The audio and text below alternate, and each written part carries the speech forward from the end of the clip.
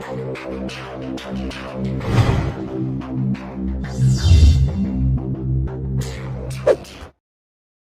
мындай кылалы. Мен Иса Абсаматович менен макулмун.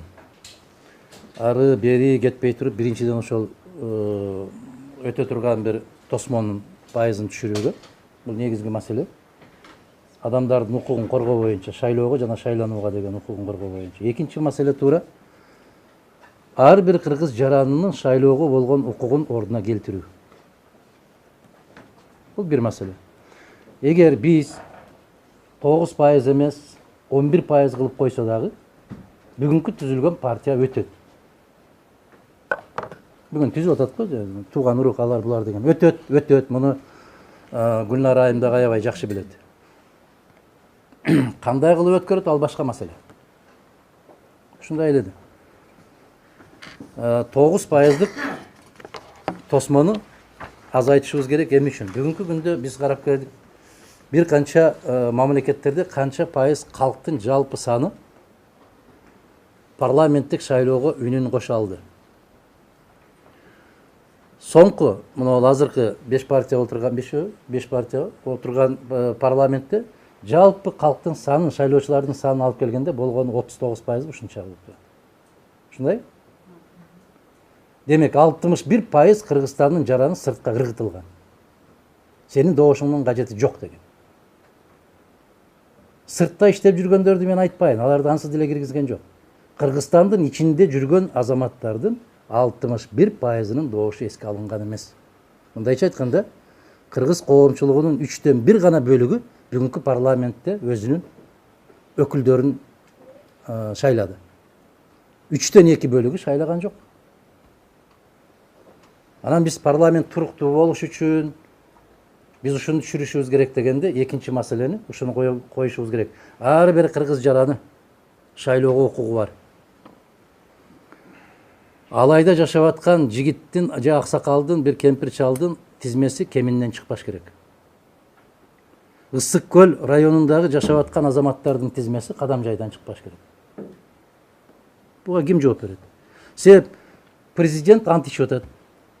Мен Кыргыз Республикасынын конституциясын ыйык сактап, Кыргыз Республикасынын адамдарынын укуктарын сактоого ант берем. Анын укугу шайлоого жана шайланууга. Ант ичтиңби? Сакта. Болбосо ант ичпе. Жөнөкөй эле маселе. Бул жерге чоң бир эл аралык симпозиум, конференция өткөрүүнүн кереги жок. Убада бердиңби? Аткар. Биздин конституцияда жазылып турабы? Шайлоого жана шайланууга укугу бар деп. Камсыз кыл. Ал кыргыз жараны кайда жүрсө дагы камсыз кыл. Маселен, эмне үчүн Россияда жүргөн 700 000 жаранын шайлоого укугу жок? Түркияда жүргөн 30 000. Ана мен кече келдим. Ошол жакта биздин студенттер менен, жарандар менен жолугуп. Алар сурап атат, эмне үчүн биздин шайлоого укугубуз жок? Эмне үчүн Казакстанда жашап иштеп аткан кыргыздардын укугу жок? Эмне үчүн? Анда аны жарандыктан чыгарып салгыла. Силер биздин жаран эмессиңер дегиле. Анда болбосо конституцияга жазып коелу. Мен Иса Абсаматовичтин сунушун колдоо менен ушул экинчи маселени, ар бир кыргыз жаранын шайлоого укугун камсыз кылуу деген маселени коет элем да. Жанагы тосмону шайлоодон өтүү 9% туура 3% дейби, 5% дейби, маселе жок. Как Юлий Цезарь говорил, требуя максимум, требуя невозможного, получишь максимум. Если мы сейчас потребуем 3%, тогда, наверное, и задумается. Почему? Потому что Белый дом она имеет свое свойство. Если кто-то инициирует, обязательно надо сделать так, как будто 0,5% надо добавить. Если 3% потребуем, может мы получим 5%. Да, это ради стабильности, ради общества, ради реализации конституционных прав граждан Кыргызской Республики. Это прекрасно, положительно.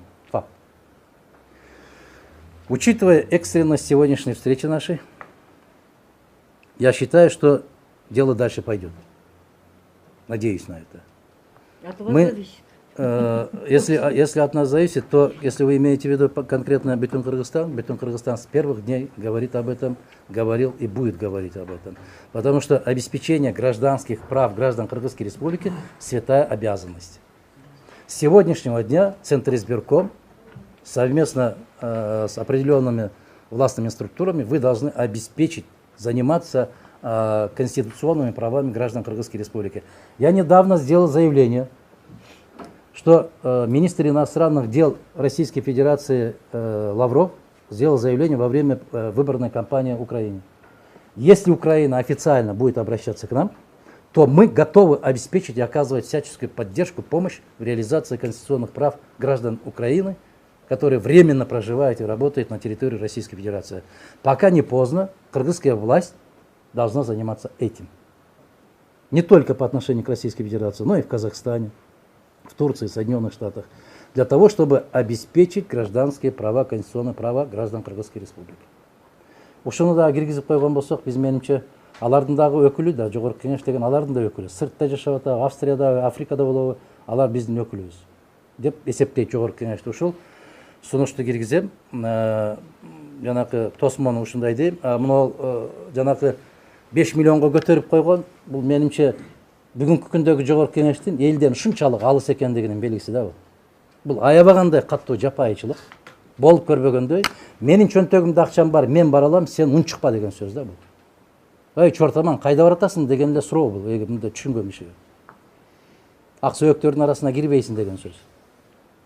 Мына ушул маселени, ушул 3 маселени койгон болсок, калгандарын анан жүрө-жүрө оңдоп, түздөп бара берсек болот. Рахмат. Алхан Мырза, а по поводу преференциального голосования сиздин? Муну ал өтүш кыйын азыр. Ал өтпөйт. Бул аябай чоң тополоң кылат. Мына Ишенбай Дүйшөнбаевич депутат болуп жүргөн кезинде, Борбордук шайлоо комиссиясында иштеп жүргөн кезинде дагы ушуну киргизген. Ушуну сунуштаган. Бирок өтүшү кыйын. Бул талашты жаратып коет. Биз шайлоочулардын санына жараша бөлөбүзбү?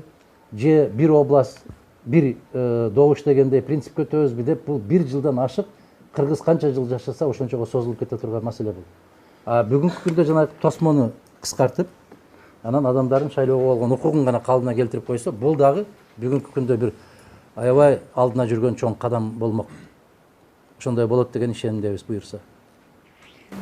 Я просто в качестве ремарки скажу, пользуясь, так сказать, своим положением модератора, потому что как раз-таки со стороны особенно молодых партий, внепарламентских партий и гражданских активистов говорится о необходимости внедрения преференциального голосования. Тоже делают очень большой упор, равно как и на снижение... Я не против. Я просто на кыргызском языке говорил. Я не против. Дело в том, что это будет вызывать большие спорные какие-то там вопросы. Она будет затягиваться. А вы же говорите, требуете невозможного и получишь максимум. Я выразил свое мнение. Если вы хотите добавить да. это... Нет, я просто Нет хотела проблем. уточниться. Да, Нет пожалуйста. Нет Тогда у кого еще какие мнения будут? У нас так свободная дискуссия. Жанар Мырза. OneXBet ишенимдүү төлөмдөр өзүңүз сүйгөн спортчуга ставка коюңуз. Ссылка комментарийде.